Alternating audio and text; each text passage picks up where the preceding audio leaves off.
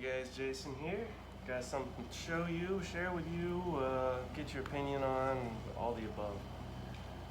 Also, I'll remind you that tonight at 8 p.m. Central Time, I'll be doing a live broadcast, and we can chew the fat a little bit and see how everybody's been doing in lieu of recent events, right? So, about a year ago, maybe probably 2 years ago, I've had a lot of irons in the fire, and the irons have cooled off, but I've gone back into the ashes and pulled some things out now that I have a lot of free time, which we'll get to that later.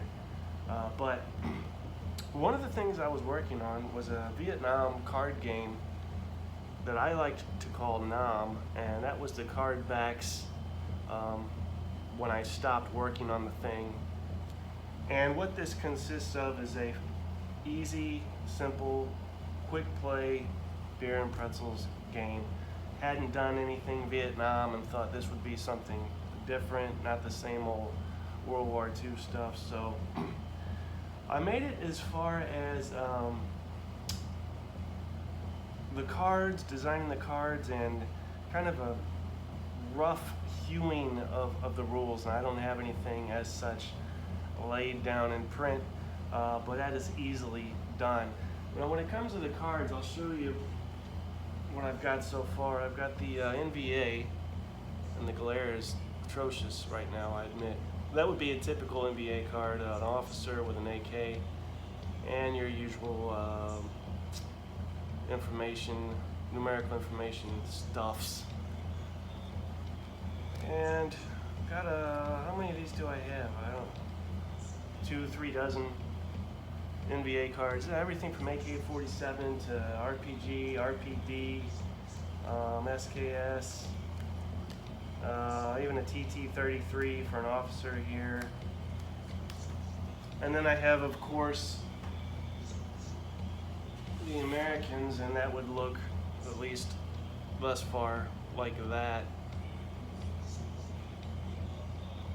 And as you can imagine, it is enough for a platoon. The deck of cards here for the Americans, enough for a platoon. Not that you will always play with all of the cards in the deck. M60, M79, thump gun, and grenade launcher. M1911, I got a medic here. And some of you may even remember this. Shotgun, M16. Said that is it. I think that's it. A radio, some claymores. Now what I've done is made a little bit of progress here. Go figure. So I'll go through, bring you down, and I'll go through. Turn that down. Bring you down. We're going to go through a bit of a playthrough and see how this works. So we're going to start with, for this, for lack of a better term, scenario, we're going to start with 4 cards here. We've got an M16 with firepower of 2, an M16, another M16 with a firepower of 2, an M16 with a firepower of 2, and an M16 with a firepower of 3. Now, why is that different? Because perhaps he's more proficient when he fires it than the others. A little bit of variation there. Lay those out. First thing we're going to do with these guys is mark them. Again, the glare is so bad. Mark them with these guys, which come in handy so often for things that I do. Any gamers game, OCS will probably have these. We're going to mark each one of these on the bottom right with an 8, and that represents a kind of spatial placement for these guys, and I guess you could think of imaginary lines 1 through 8.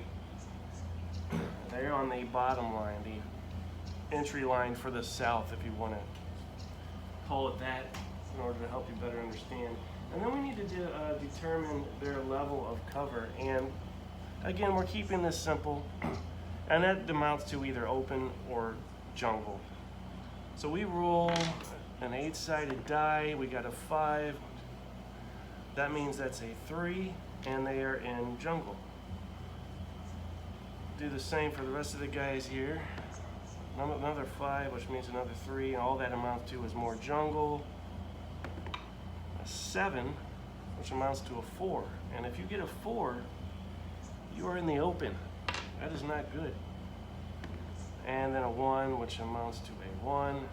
So all three of these guys are in the jungle. One of them's in the open. Bear that in mind. Now for the first turn, what we're going to do is we've shuffled the deck here, and we have, again, NBA and 4 dummy cards. These guys need to make it off the map. So let's see. The Americans get to, and then we have our chits to draw to see initiative and who goes when. We're going to give the Americans a free go, and this is going to last 3 turns. So one of these guys gets a free go. Let's say, I guess it doesn't. Well, you know, this guy's in the open. Let's make him not in the open. So let's just go ahead and move him now. He has a movement factor of 4. Doesn't mean we have to move that far, but I am going to. So we'll make this. We'll go 8, 7, 6, 5, and bring that to a 4, and that is his full 4 movement point allotment. He's moved 4, right? Now we need to move his, I guess for lack of a better term, his cover marker 4 counterclockwise. So that would be 1, 2, 3, 4, and the result of that is he is now in jungle.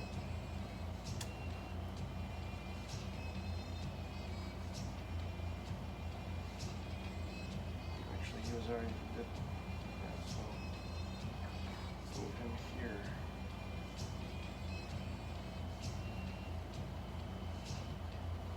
So, minor slip up, but the gist of the point remains. He is now moved into cover.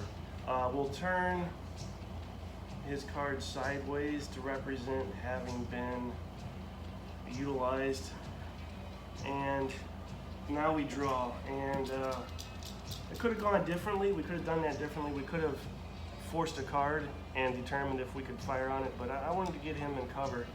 So we've drawn an American marker, and what we have in here is more American markers than NBA markers because they have a little bit better command. But we do in fact have significantly more, in fact just about double the amount of troops NBA-wise than Americans. So now we're going to force a card. What does that mean? That means at start we've got this deck of NBA cards. We're going to draw one randomly. What do we get? It's not a dummy. It is a guy with an RPG, so that could be a lot of fun. We're going to place him thusly and determine his range and level of cover. So let's do his range first. He is at a range of 6. And he's definitely within firing range. Firing range really, at this point, amounts to a differentiation of 3. Anything greater than that, the jungle's just too dense to have any effect. Unless it's in the open, and I haven't really worked out the particulars of that yet. So there's some wiggle room there to work with. Then we need to determine his level of cover, and that is a 1, which is, he's in the jungle. Go figure. Now we have 3 guys, since he already moved, he's spent. We have 3 guys that can potentially fire on him, determining on range. Everybody's within the same distance, and so basically, and they all have the same firepower. Let's go ahead and fire with this guy. Again, we'll turn him to mark having been spent. Roll a 10-sided die. We get an 8, that's very good. Add 2 to that, you get a 10. Now we roll for him. He gets a 6.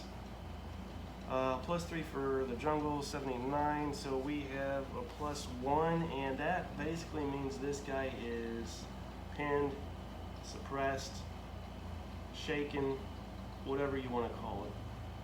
So that's what we've done there. Now we're going to draw another chit. It is the NBA turn.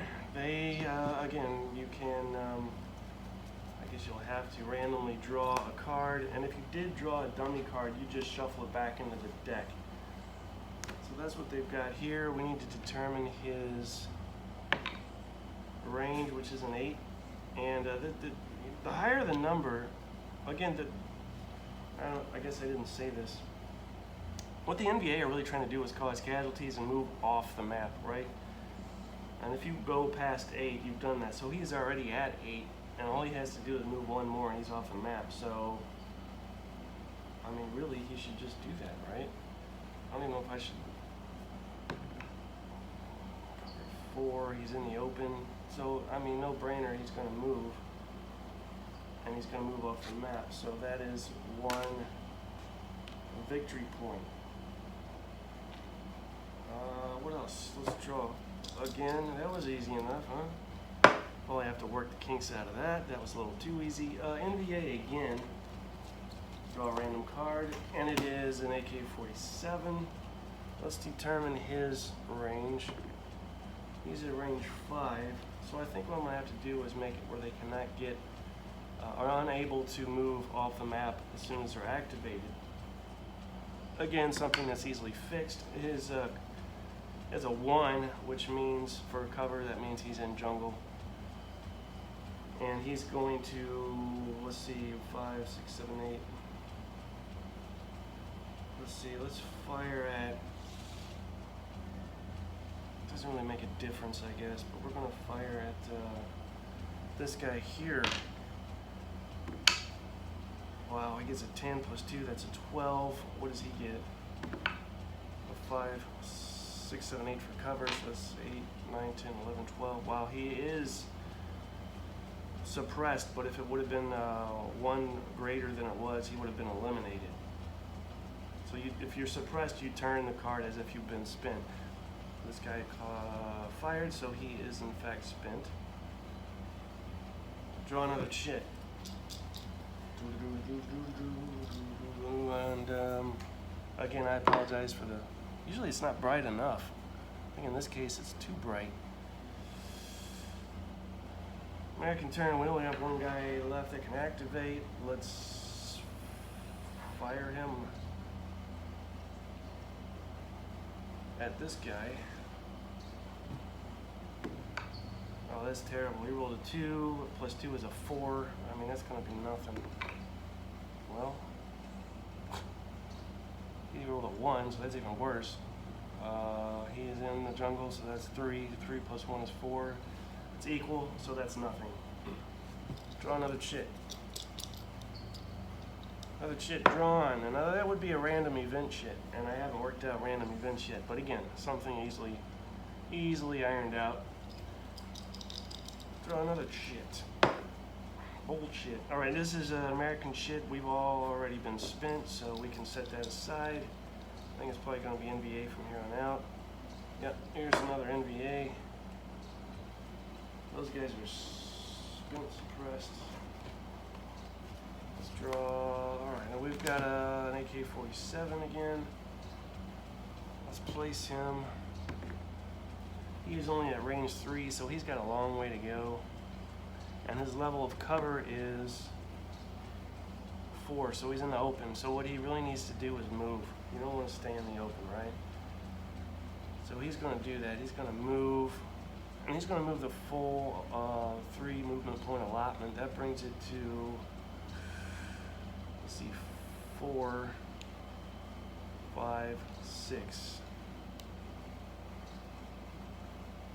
Alright, and counterclockwise on the cover marker makes, if you're on the 4, I'm going 1, 2, 3, and that's still jungle, so he is now in the jungle. Turn his card to represent being spent, draw another chit. Americans are done. They've already done their thing. Another American, and then that leaves NVA. Another thing I need to work out is how to determine how many chits for each side goes in the cup. And there's a lot of ways to do that. I haven't decided on one particular way yet. That's something else I need to determine. What have I drawn? I've drawn a dummy card. So I shuffle him back in there.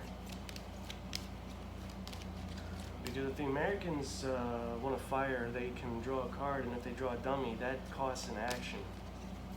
So what do we got here? We've drawn another AK-47. Put in here. What does he want to do? Well, let's see where he's at first. He's only at range 2.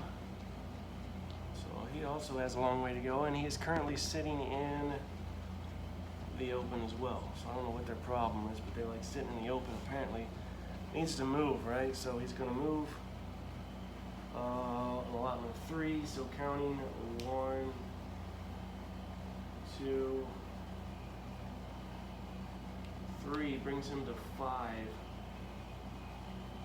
1, 2, 3 puts him in the jungle. Turn the card to represent having spent an action, and that would be the end of turn 1 of a 3-turn scenario. Now, to start the new turn, you put the chits back in the cup, do all over again. Alright, everybody. So they are fresh and ready to go. And you want to make sure you keep the information chits oriented in the same way, regardless of if you turn the card portrait or landscape, or 180 degrees rather. And that's really the gist of it. And there's a number of things you can do with this. The particular scenario that I, again, have worked out here is more of a move off the map type thing. But there's a lot of room for variation on that theme. And that's that. So that's the first. Why is this up here? I don't remember. That's the first turn of the, again, the 3-turn scenario in the works for, again, a game that I have been calling Nom. I'm kind of getting a kick out of it, to be honest with you. It's rather fun. All right, guys, I'll talk to you later tonight, 8 o'clock Central Time, and bring drinks. Later.